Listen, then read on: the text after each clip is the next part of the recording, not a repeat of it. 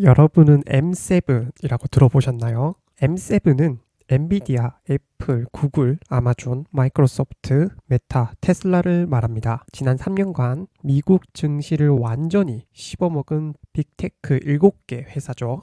그런데 최근 분위기가 심상치 않다고 합니다. M7 종목을 모아 만든 ETF인 라운드 힐 매그니피센트 7 ETF를 보면 올해 3월까지 하락세를 보이다가 최근 반등하는 흐름을 보였습니다. 그동안 잘 나간 것을 생각하면 다소 아쉬운 흐름이죠. 다행히 살아나긴 했습니다.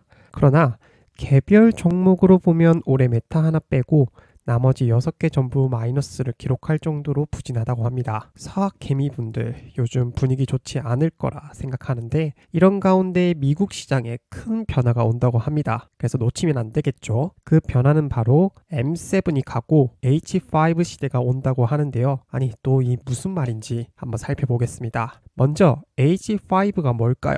H5의 H는 헥토의 첫 글자입니다. 헥토는 단어 앞에 쓰이며 100배라는 뜻을 가진 그리스어인데요.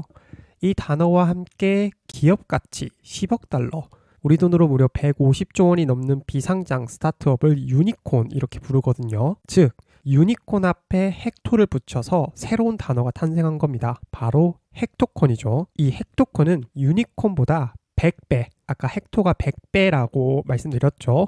즉 유니콘보다 100배 큰 비상장 스타트업을 부르는 말입니다. 그리고 H5는 이 헥토콘의 H를 지칭하며 헥토콘 5개 기업을 H5라고 부르고 이 H5가 대세가 될 것이다. 이렇게 의견이 나오고 있습니다. 그럼 헥토콘 대표 5개 기업은 대체 누구냐? 일론 머스크의 스페이스X, 챗GPT의 오픈 AI, 클로드의 엔스로픽, 틱톡의 바이트댄스, 그리고 데이터브릭스입니다. 이제 M7의 시대는 지고 H5, 즉 이 5개의 시대가 온다고 하고요.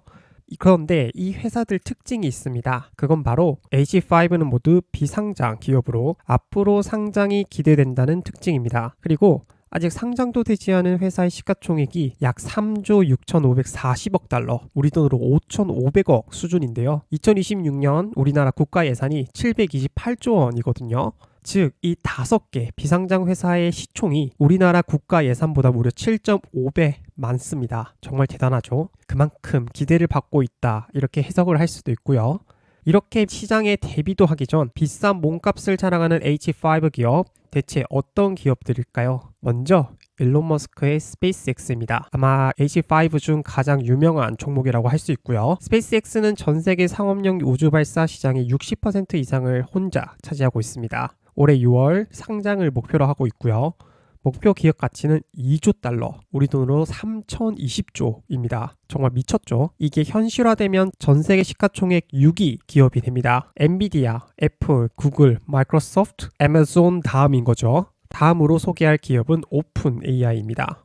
오픈 AI는 챗GPT 만든 회사거든요. 이 회사 챗GPT의 인기에 힘입어 2년 만에 기업 가치가 10배 뛰었습니다.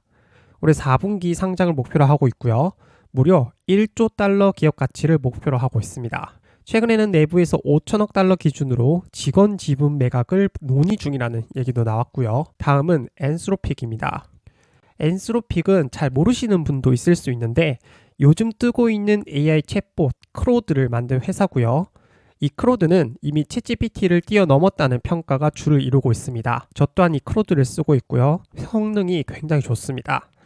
최근 기업 가치는 3,500억 달러까지 올라갔고요.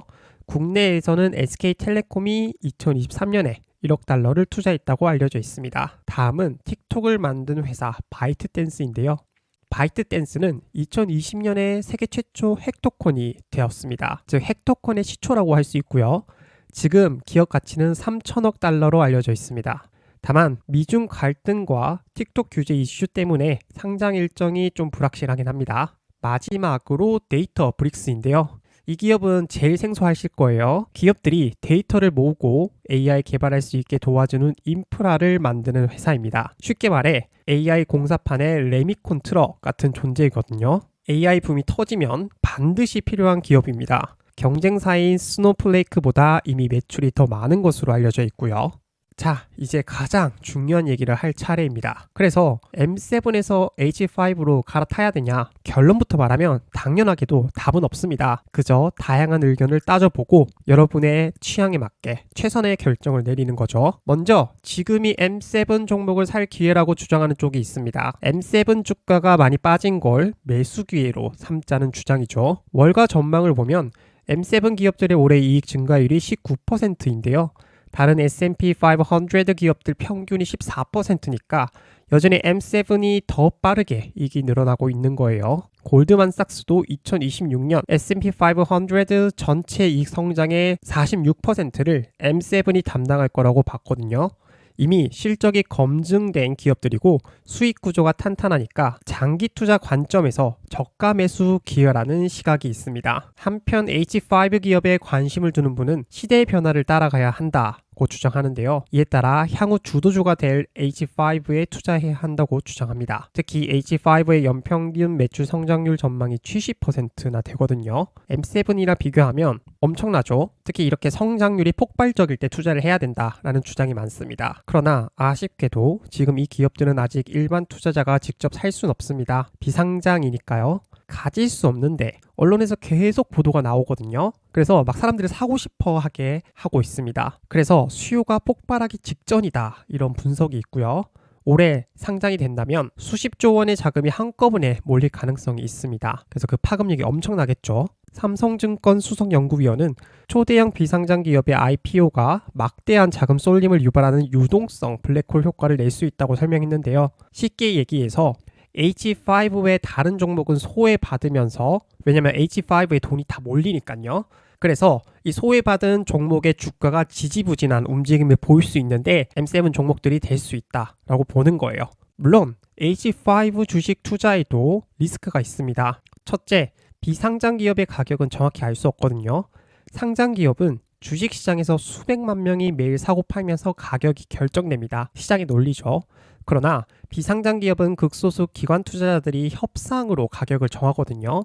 이에 현재 언급되는 3,500조짜리 기업이라는 게 얼마나 정확한지 우리는 알 수 없습니다. 특히 상장사와 투자은행은 더 높은 가격으로 상장하면 더 큰 이득을 본다는 점에서 가격을 무조건 높게 부풀릴 수밖에 없거든요. 그래서 이 가격에 거품이 낄 가능성이 있습니다.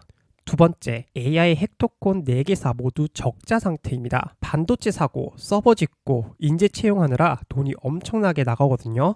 심지어 오픈 AI 샘 울트먼 CEO는 AI 시장은 1990년대 닷컴 버블과 비슷하다면서 누군가는 엄청난 돈을 벌고 누군가는 크게 잃을 것이다 이렇게 말했습니다. 지금은 헥토콘 기업으로 주목받고 있거든요. 그러나 막대한 비용과 함께 적자가 지속된다면 언제든 시장에서 사라질 수 있는 거죠. 누가 닷컴 시대 때 구글이 될지 야후가 될지 아무도 알 수 없는 거죠. 결국 선택만 있을 뿐 답은 없습니다. 안정적인 수익 구조와 검증된 실적을 원하신다면 M7을 선택해야 하고요. 높은 리스크를 감수하더라도 폭발적 성장에 베팅하겠다 하면 H5를 선택해야 합니다. 결국 본인 성향에 맞게 판단해 투자에 나서야 하는 거죠.